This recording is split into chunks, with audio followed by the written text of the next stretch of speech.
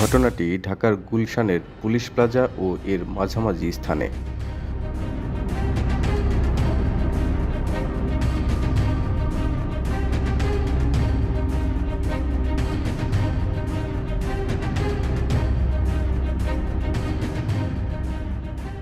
Police plaza থেকে গুলশান 1-এর দিকে আসছিলাম।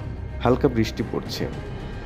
কিছুক্ষণ বাইক চালিয়ে আসার পর কিছু মানুষের জটলা দেখে থামলাম।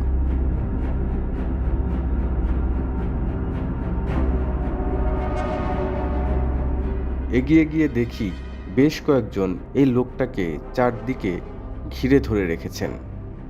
ঘটনা কি? ভিডিও করা দেখে কেউ কেউ একটু সন্দেহের দৃষ্টিতেও জিজ্ঞেস করছেন ভিডিও করছেন কেন। ওদের কথার পাত্তা না দিয়ে জিজ্ঞেস করলাম। জানতে পারলাম মহাখালী ব্র্যাক সেন্টারের পাশে এই ভাই একটি পণ্য ডেলিভারি দিচ্ছিলেন। সাইকেল লক করা ছিল না। এর মধ্যে এই মহাশয় সাইকেল নিয়ে চম্পট। তখন ডেলিভারি ম্যান দেখে এই ভাইটির পিছনে পিছনে দৌড়ে ছুটতে ছুটতে গুলশানের এই জায়গাটিতে এসে ধরে ফেলেছেন। এরপর যা হয় উত্তম মাধ্যম দেয়া শুরু। তুই তো সিক্স প্যাক বানাইছিস বড়া, তুই তো সিক্স প্যাক বানাইছিস, তুই তো তোর ঘর সমস্যা আছে। আল্লাহ বলে গেছে তুই নিজে বানাও বড় ডর ভাই ওই কথা তুই আল্লাহ বলে সস্তা রে বুকে ভাই আমার ভাই মিথ্যা কথা কইছিস ভাই মিথ্যা কথা তুই আল্লাহ বলে গেছে ডেন্ডি খাইছিস আমার তো চুরি করতে আমার ভাই আমার লোক আছে ভাই তোর ছাড়া তুই তো মারবো না, তুই তো কইছি মারবো, মারলে তো তখন ফাটা যায় তো মাইরে লাভ আমি তো হ্যাঁ ছাড়া তুমি তো ভাই আমি আসি ব্র্যাক সেন্টারে পার্সেল দিতে আসছি। আমি এক কাস্টমারকে আমার ফোন দিছি, কাস্টমার বলেছে আমার একটু মেল সেন্টারে রাখা দিয়ে। আমি সাইকেলটা গেটে মানে একদম সিকিউরিটি যেখানে থাকে ওই জায়গায় সাইকেলটা রাখে মেল সেন্টারে গেছি। লগে লগে বৃষ্টি আছে, আমি বৃষ্টির কারণে আমি সাইকেলটা গেটেই মানে কোনো সাইডে নাই সুইডে নাই, আমার একদম গেটের সামনে মেন গেট পুরো স্ট্যান্ড করে রাখা দিয়েছি। আমি ওখানে থেকে দাঁড়ায় আছি, দাঁড়া থেকে সাইকেল দিয়ে তাকায় আছি। বৃষ্টির কারণে আমি দাঁড়া আছি, আপনার এই যে পার্কিং আছে, পার্কিংয়ে দাঁড়া থেকে সাইকেল দেখতে আছি।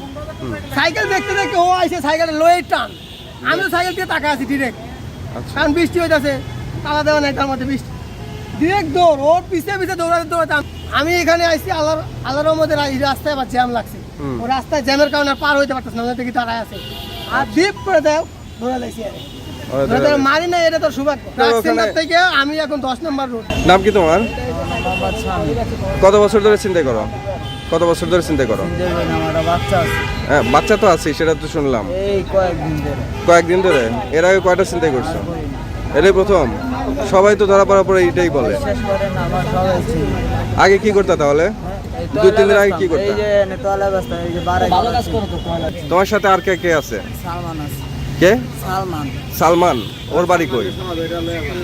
এই যে মাইসের দ্বারে বেচতাম। হ্যাঁ মানুষের দ্বারা বলতে কিভাবে? মানে আমরা চার দোকানে আলাদা করে আমরা বেচতাম। ঠিক আছে। অনেক মানুষ আছে দেয় সাইকেল চায়। তখন কি টার্গেট দিয়ে দেয় যে আজকে তোরা সাইকেল চুরি করে নিয়ে আসবি?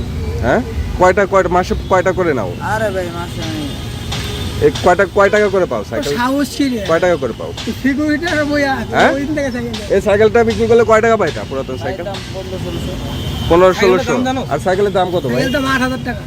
8000 টাকার সাইকেল তুমি 1500 টাকা বিক্রি করো? কোম্পানির আরো বেশি, এটা আমাদের কোম্পানির সাইকেল, কোম্পানির। এরপর তাকে এই গাড়িতে তুলে নিয়ে থানার উদ্দেশ্যে চলে যায়। দেখেন এই সাইকেলটি বিক্রি করে 1600 টাকার মতো পেত ওই ছিনতাইকারী বা চোর যাই বলেন না কেন। কিন্তু সাইকেলটি যে লোকটি চালাচ্ছিলেন সে কিন্তু কোম্পানির সাইকেলই চালাচ্ছিলেন, এবং এই যে হারানোর কারণে ওই ডেলিভারি ম্যানকে 15,000 টাকা দিতে হতো। ডেলিভারি ম্যান এই ভাইরা কঠোর পরিশ্রম করেন, অথচ এরকম কিছু ছিনতাইকারীর জন্য সারা মাসের পরিশ্রমের টাকা এক মুহূর্তেই দিয়ে দিতে হয়। সবাইকে বলবো আসুন সচেতন হই, এরকম ছিনতাইকারী যখনই দেখি আইনের হাতে তুলে দিই। কেউ কখনোই যেন আইন নিজের হাতে তুলে না নেই, তাহলেই গড়ে উঠবে আমাদের সোনার বাংলা, সোনার দেশ। ধন্যবাদ সবাইকে।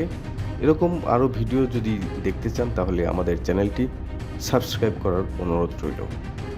একই সঙ্গে আপনার মতামতটিও দিয়ে যাবেন। ভালো থাকবেন, সুস্থ থাকবেন।